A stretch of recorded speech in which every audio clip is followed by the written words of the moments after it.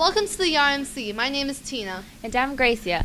Recently, Judy Trunille in Texas died of swine flu while pregnant. She slipped into a coma and her baby was then delivered by C-section. She died early Tuesday morning after being hospitalized since April 19th.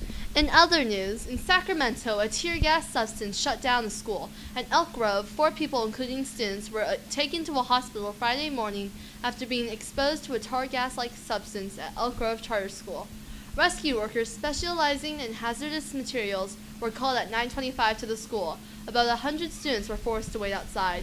U.S. Supreme Court Justice David Souter is going to step down at the end of the court's current term. The 69-year-old is one of the 4 liberal-leaning judges on the bench of 9. Analysts say his retirement is unlikely to affect the balance of the court.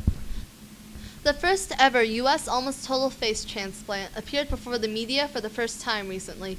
Connie Culp was left without the middle section of her face after her husband shot her in 2004. Surgeons at a clinic in Cleveland, Ohio, replaced 80% of her face with that of a dead female donor. This kind of transplant is only the 4th to be carried out. 2 have been in France and 1 in China. 11 surgeons performed the 22-hour operation, which now allows her to perform normal functions. Her doctor, Dr. Semino, said the operation was the most complex transplant completed to date. They had to incorporate muscles, nerves, skin, and blood vessels from a woman who had recently died.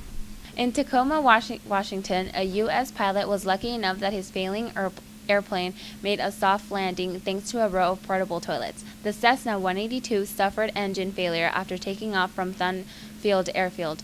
As it fell, the plane hit a fence, flipped upside down, and landed on toilets being stored near the runway.